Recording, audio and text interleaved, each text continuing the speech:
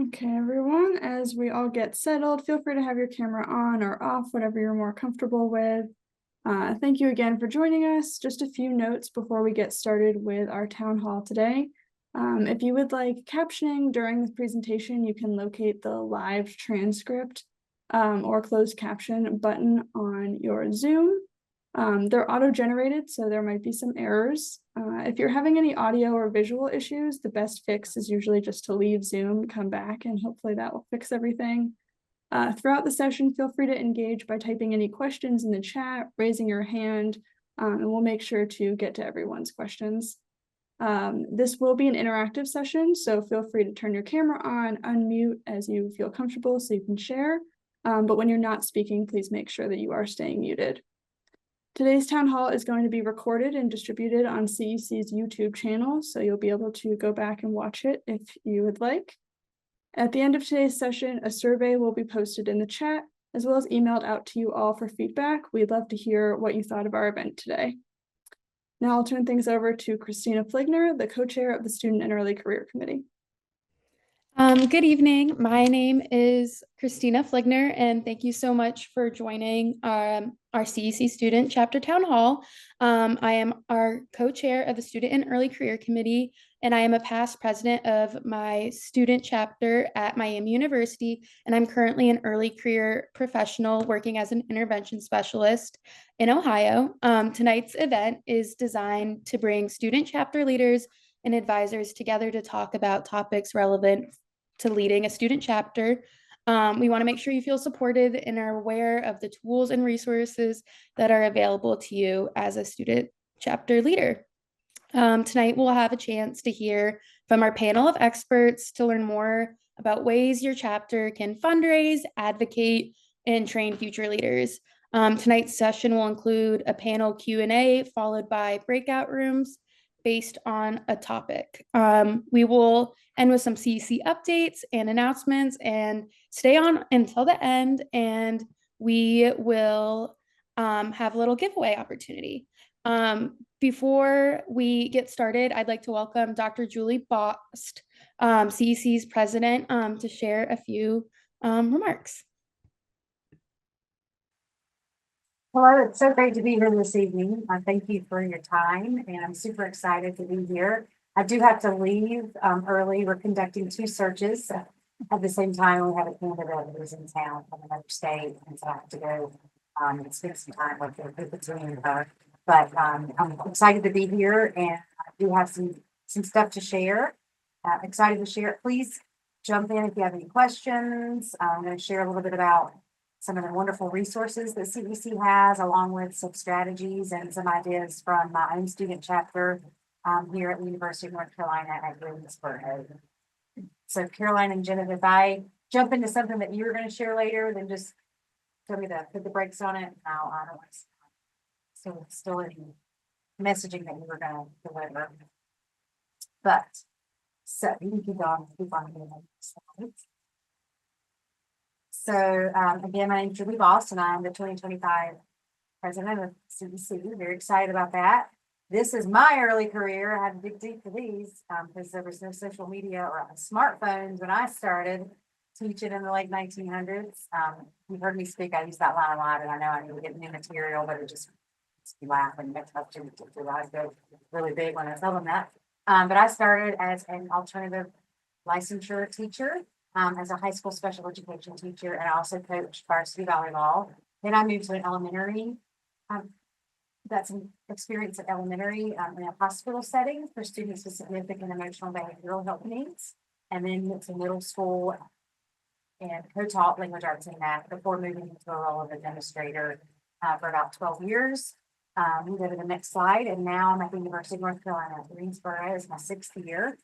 It seems like I just left the district yesterday, though. I'm a clinical associate professor and special education program coordinator, but I'm also our student CEC faculty advisor. We started a chapter here during the shutdown. Why not take on something new when the whole world is shut down? But it actually worked out, and I'm so glad we did. Next slide.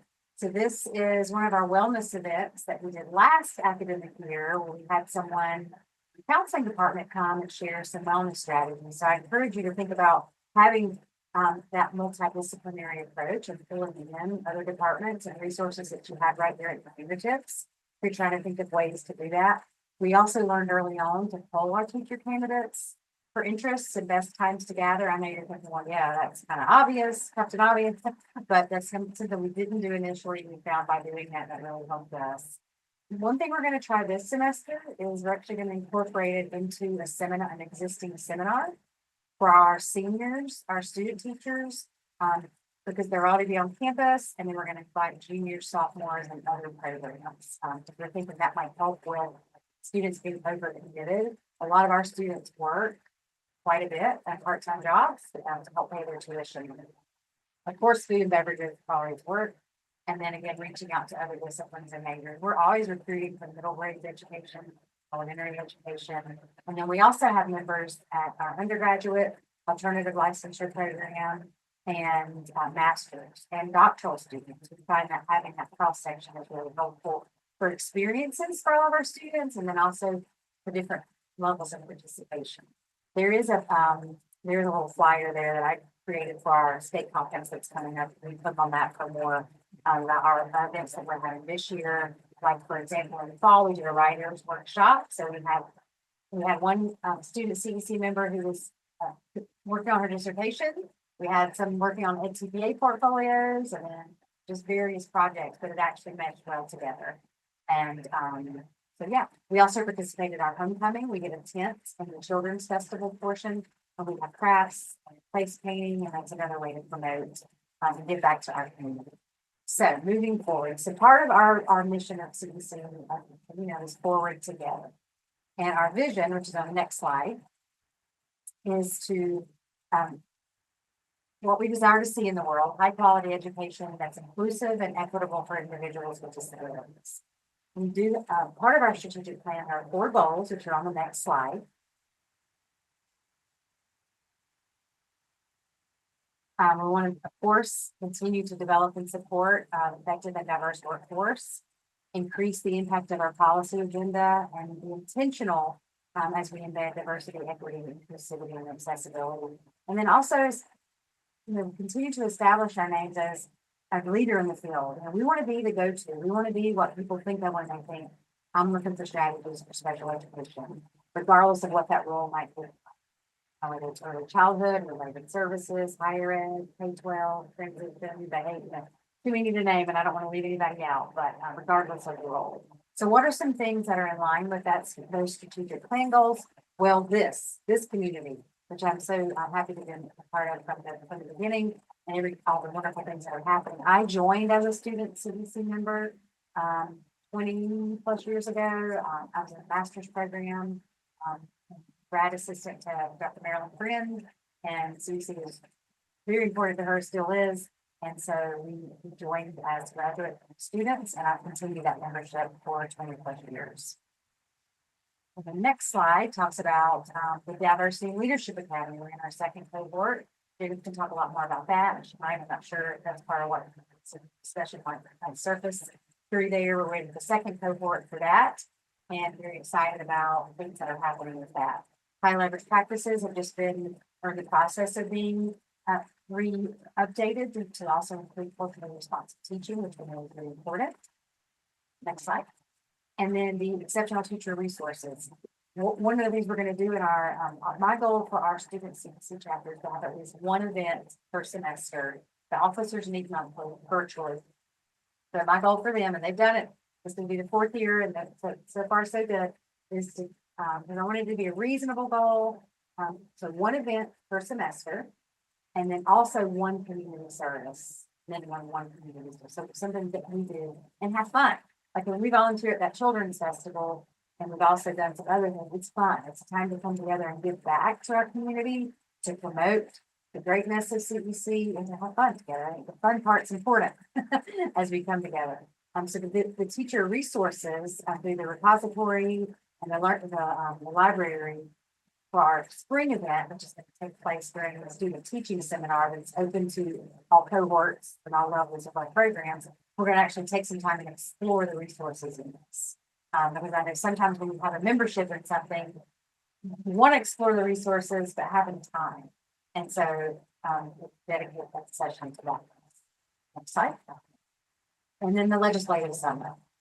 Part of that, our strategic plan is the policy advocacy footprint and making sure that teacher candidates and students across programs and know that this is open for any special education professional, various points in their career or roles.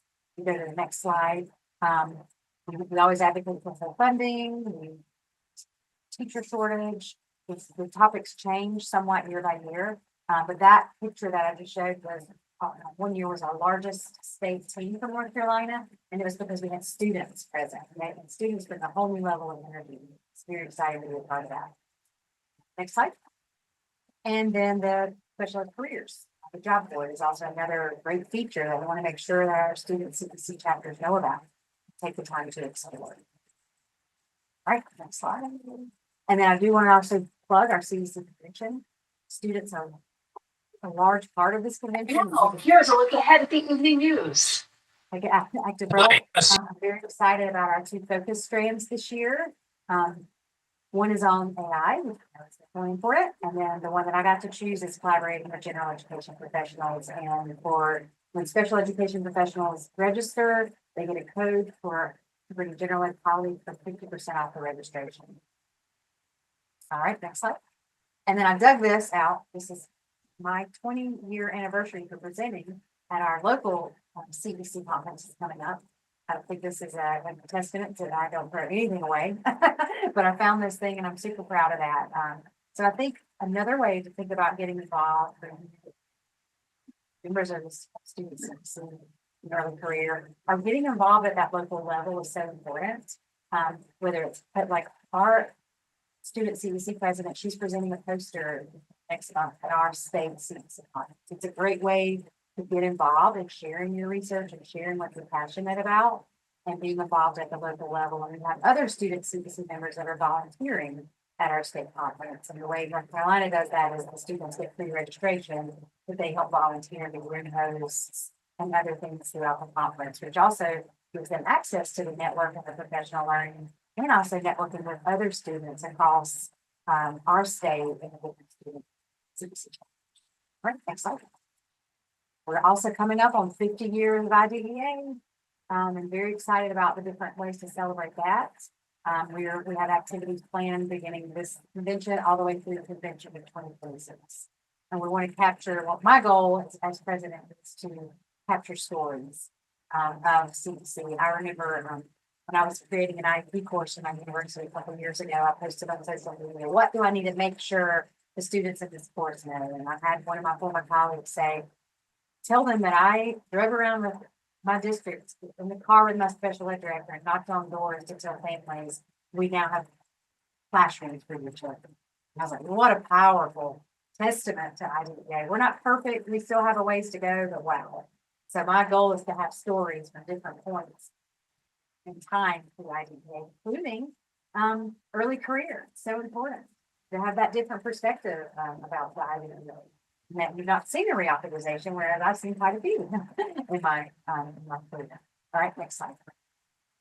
And then another thing it's very near and dear to my heart is that collaboration with general education. I've taught across different settings, as I mentioned earlier, but collaboration is key at every point in the road. And my goal is that we can create more resources for our general education professionals, especially when we think about, according to the most recent report to Congress, 70% of students, of individuals with disabilities are taught general education settings for the majority of their decade. So what does that mean? What are the implications for teacher prep programming? And also, what's early career and throughout career that we're providing support for those teachers and students with disabilities and their differences. And we had our first work group meeting Saturday morning at 10 a.m. So we're dedicated and we're ready to start thinking and brainstorming about potential resources. And then in closing, I think about when I joined as a student 23 years ago, and just that feeling of being connected. And I love this quote. I'm going to break the PowerPoint rules. I'm going to read the quote from the slide. You're not supposed to read from the slide, but my moments of being most complete, most integrated, I come either in complete solitude or when I've been part of a body made of many people going in the same direction. A vivid example is a great symphony orchestra where each instrument is completely necessary for the whole. A violin cannot take the place of a trombone nor cymbals of the heart. And there are even times when the lowly triangle is the focus of the music. I love that quote because, I remember early in my career feeling like I was alone, but quickly realizing I wasn't when I really embraced collaboration and engaged in meaningful, real collaboration and became a member of CEC as a student and continuing All throughout. over. And so I hope that you feel that and know that you're part of a beautiful orchestra, a beautiful symphony, and are truly making a difference. I'm grateful for all that you do. So that's it. Any questions? I know I moved through a lot of that quickly, just to be mindful because I know that you're going to go into some breakout rooms and have some great discussion. But do you have any questions for me or questions, comments? I have a quick question.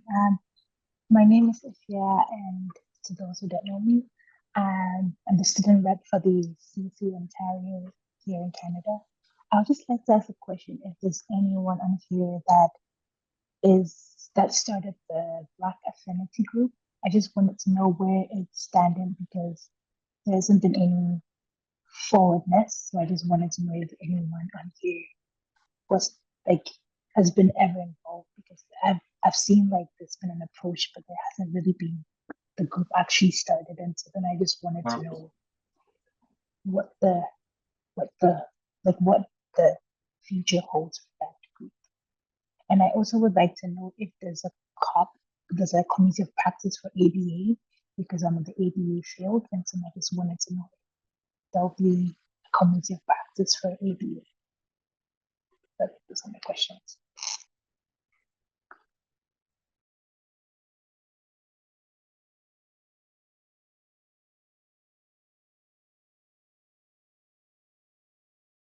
Hi, Afia.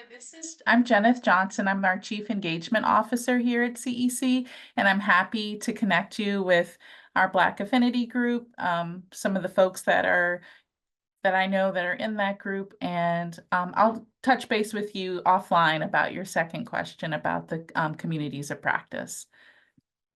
Thank you so much for asking that.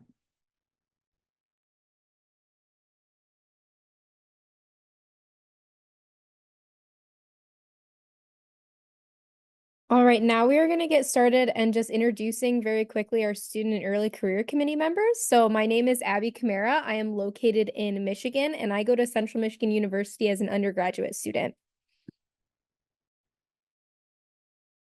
I already introduced myself, but I'm Christina Fligner.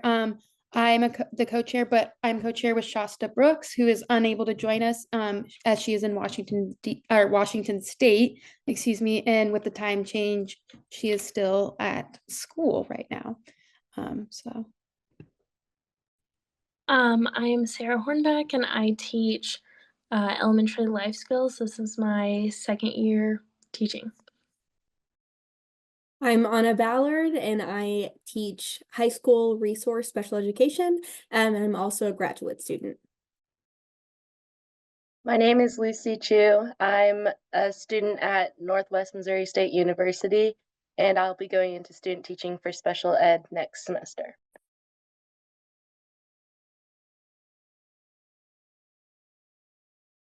So now we want to learn a little bit about you. So we're going to take a quick attendee poll just to kind of know who's on this call and yeah. While we do that poll, I just wanted to thank Dr. Bost for speaking and for sharing her insight. And we really appreciate hearing from you and hearing your ideas and your story too. And thank you for reaching out and wanting to hear our stories as well with your initiative for IDEA. I think that's really important too. So thank you for joining us tonight, and we'll move forward with the next portion of our meeting. Thank you for inviting me. I wish I could stay the whole time. Have a great time connecting and collaborating, and see you. Good to see you soon.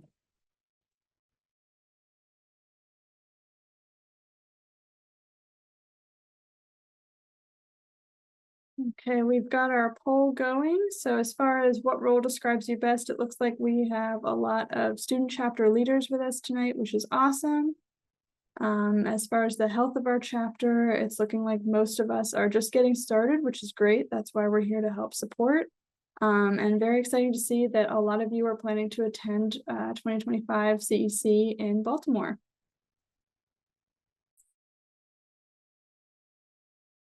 And then, oh.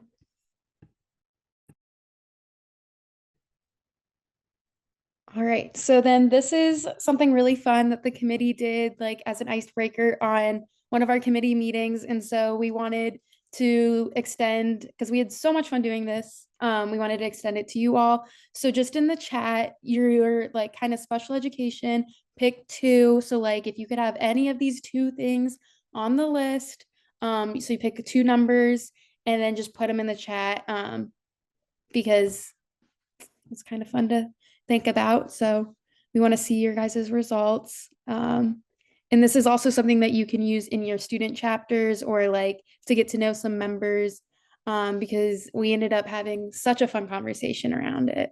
So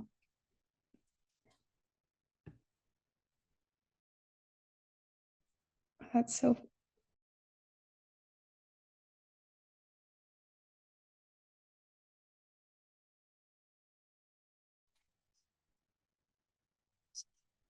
Lots of different answers. I see a lot of 2 and 1 and 5. So lots of fun answers, and I'm sure everybody could probably share why they chose what they chose. But yeah, just a super quick activity. Obviously I'm not gonna make you guys share like your reasonings on this Zoom call, but like something you can use. So yeah, I'll hand things over to you, Anna. All right, tonight we're joined by a couple more really special guests for us, and we'll begin our panel discussion. So I'm going to start by having you guys introduce yourself. Dr. Webb, if you'd like to start. Sure. Hi, everyone. And thank you so much for inviting me to join tonight. As you know, my name is Jennifer Webb, and I'm at Malone University in Canton, Ohio. For reference, Canton is about an hour south of Cleveland and an hour and a half, almost 2 hours northwest of Pittsburgh. We are also the home to the NFL Hall of Fame. So I go by that every day on my way to and from work. And I am very excited. I'll just interject now. My university chapter, our Malone student chapter, we have the president-elect on the call, Leah Brzezowski. So it's good to see her here tonight.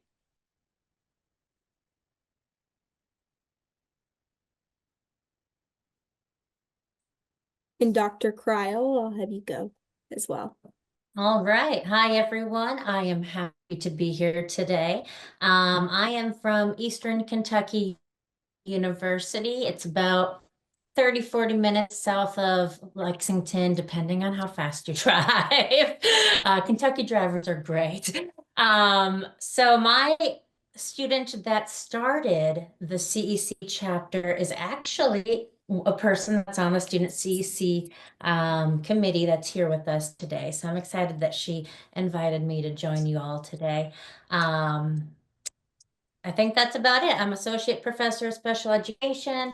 I teach undergrad, graduate, and LBD, learning behavior disorders, and moderate to severe disabilities. So I do quite a bit.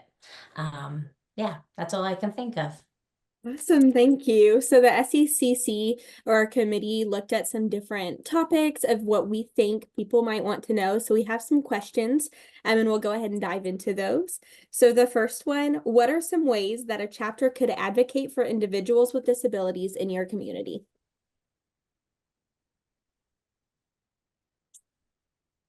Mary Jo, you want to go first? Sure, my dog is snoring, so if you hear him snoring, I'm sorry. Right back there. He's with me all the time. So anyways, we do quite a few things, but we mainly are focused right now is on campus building a inclusive and accepting campus, because at EKU we're seeing a lot more diversity, especially neurodiversity, coming into our campus. And we've had a lot of those students want to join our chapter. So we do events like Spread the Word to End the Word on March 21st every year. We sit out right by the dining hall, put out a table with a sheet over it that people sign to take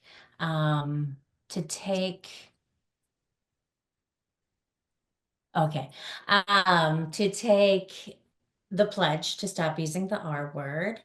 And then we also do an autism acceptance awareness event where we also sit out by the Case Dining Hall on campus, and we have another pledge for people to sign, and they'll do thumbprints to say identity is different, and they learn a little bit about autism there. So we do a lot of campaigns on campus like that. We haven't gone into the community yet. That's something we're hoping to branch out to. So those are a few things that we do at EKU. So a few things that we've been doing, and our chapter is about 2 years old. So we're on the newer side, but this is not my first time as an advisor. I was an advisor at a different university across town. So, but we've done some of those kinds of things, Mary, as well. But we really have some great opportunities in our community. We have a Gigi's Playhouse nearby. If you're not familiar with that, they're a nonprofit organization that serves individuals with Down syndrome and their families. So we do some volunteering with them. We have a coffee shop, maybe, I don't know, a few miles from campus that is completely run by adults with disabilities. So the club meets there once a month to support them and just go out into the community, and then they just sit and have coffee. Our student members, just sit and have coffee at that little coffee shop. It's called a whole latte love, HOLEWHOLE latte love. So it's really sweet. We also have a Tim Tebow Night to Shine in our community that our organization has volunteered with now. This, I think, will be the 3rd year in a row. I feel like I might be missing something, but we have a, I know, kind of one of our big ones in the fall, and this was the immediate past presidents.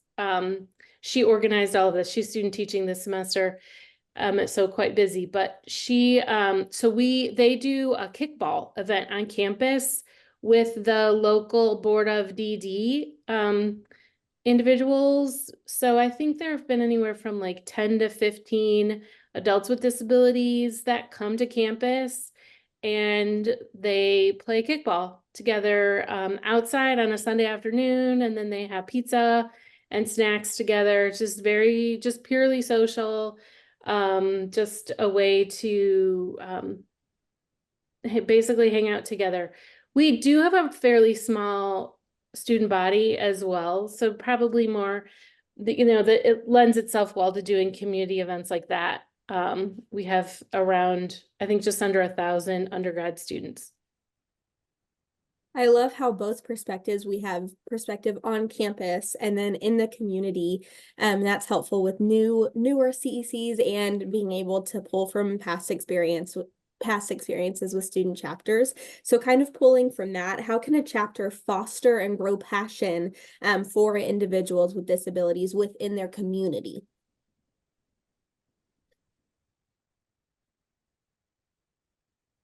I would say just time. Spending time. When our chapter was getting started, like I said, just a couple years ago, my suggestion to the group was do 2 activities in a semester. That's it. Was something on campus and something off campus. They've definitely gone beyond that.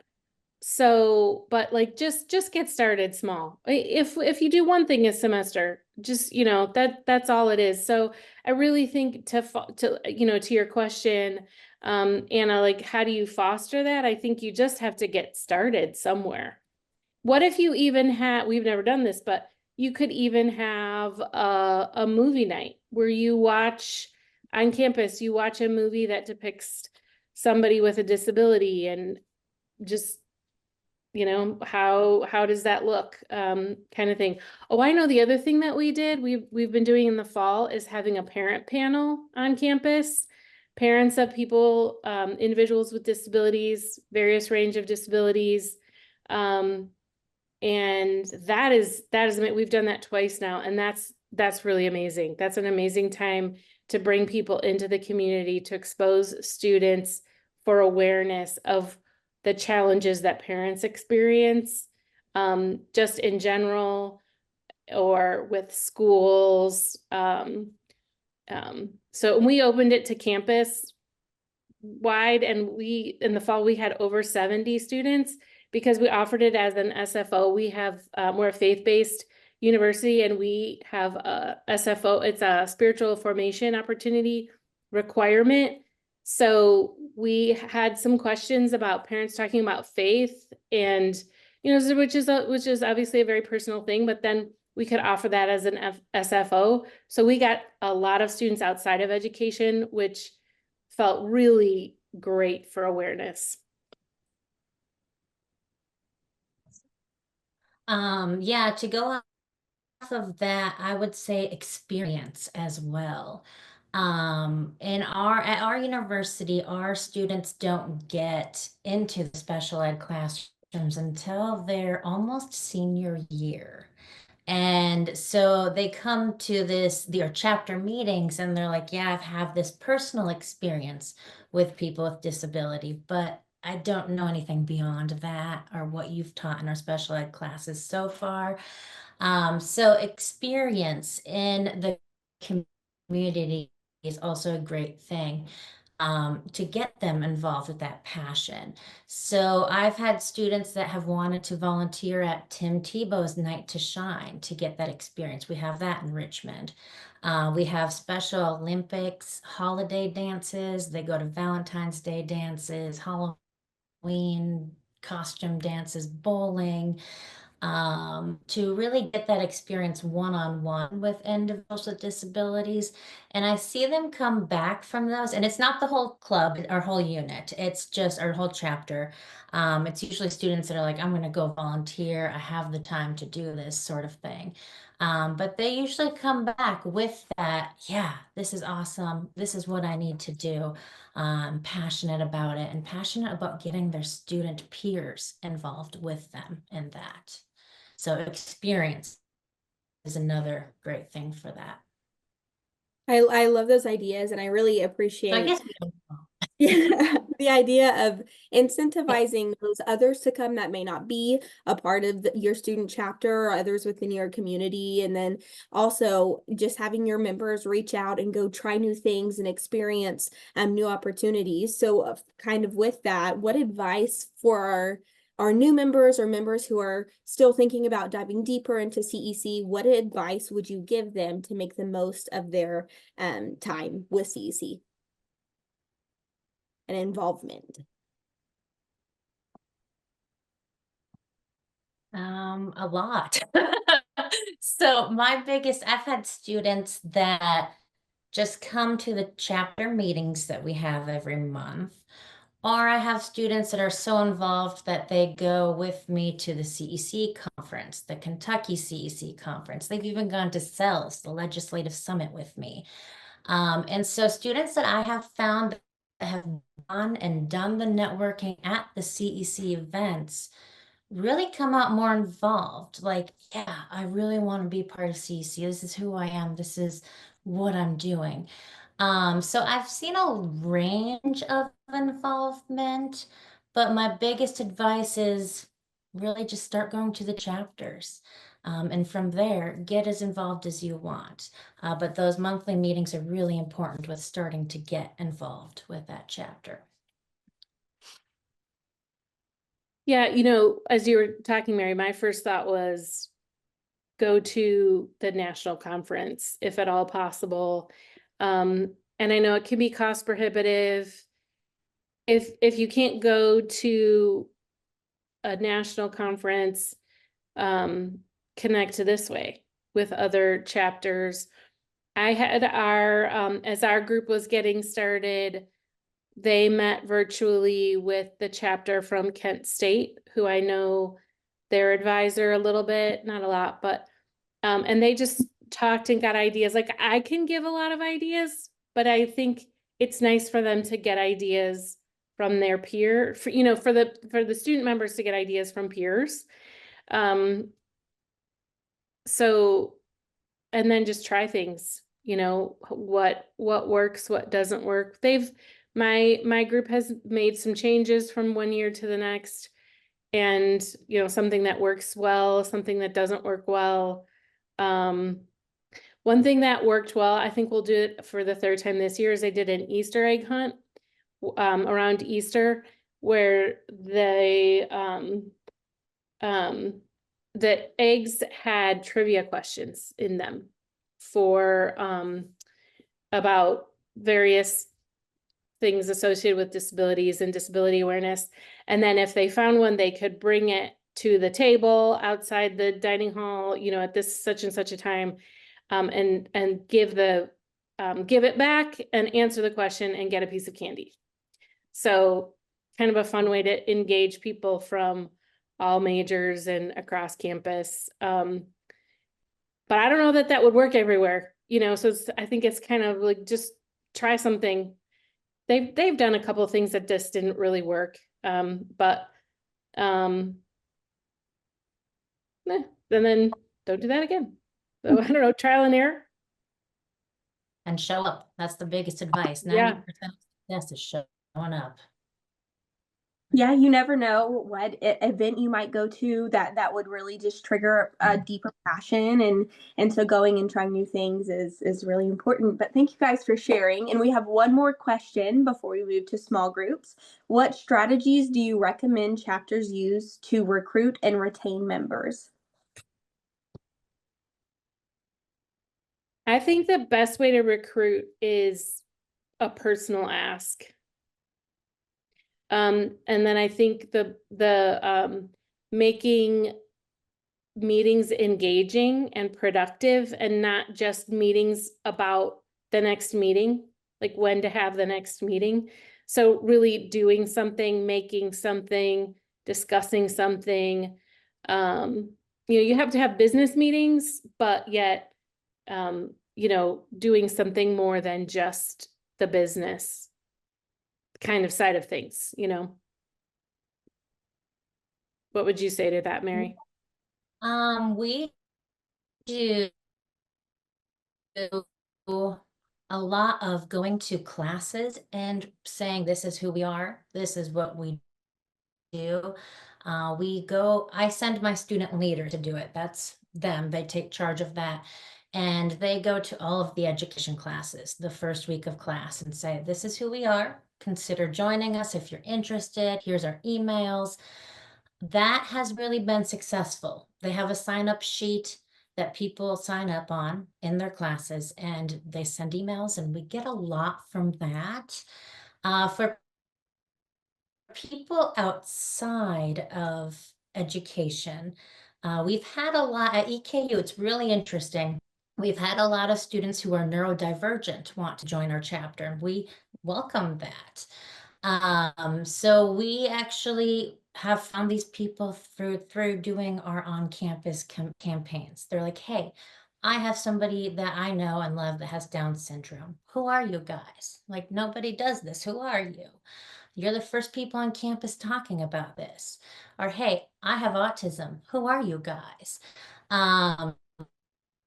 So we've gotten a lot of recruitment on campus, whether it's the homecoming parade or just having an event that we push out through the campus event calendar that they can find out what we're doing.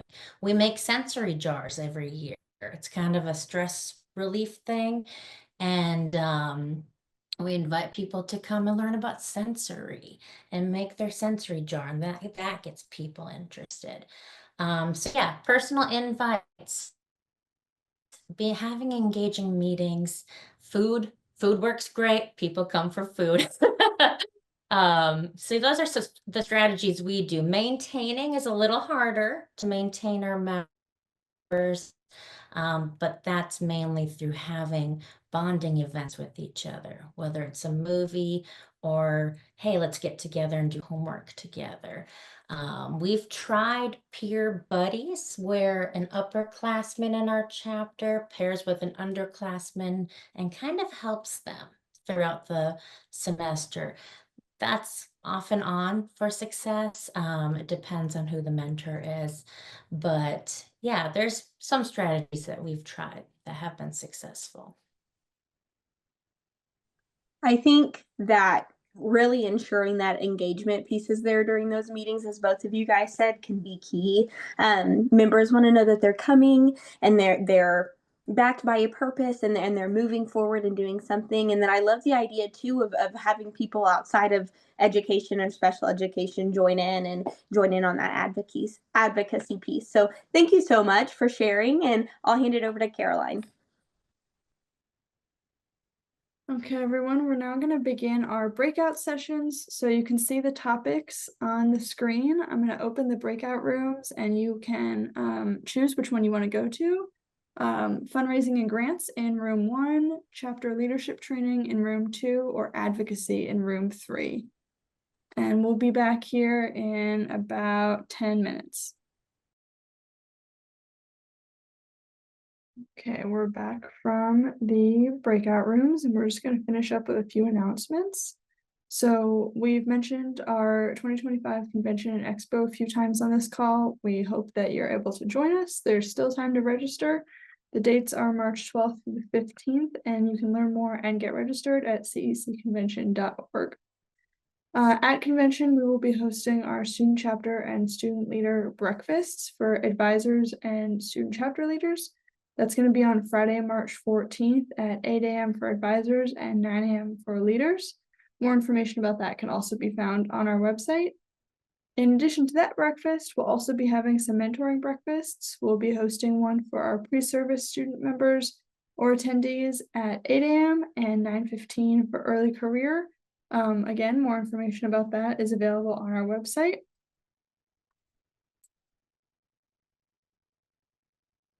Additionally, if you're interested in joining the Student and Early Career Committee, those people who are helping us host events like this, those applications should be opening up next month. Keep your eyes out for those updates. We'll also be talking about it more at convention. If you're there, feel free to stop by and talk to us about it if you're interested. And just a reminder that this is the webpage that you can go to access all of our student chapter resources and anything that we may have mentioned on this call. So we had our giveaway. If you're watching this right now, you're watching the recording, but we had our giveaway for our live attendees. And feel free to copy this URL if you would like to do the survey after watching this recording. And we hope to see you at future SECC events. Thank you so much for tuning into this recording.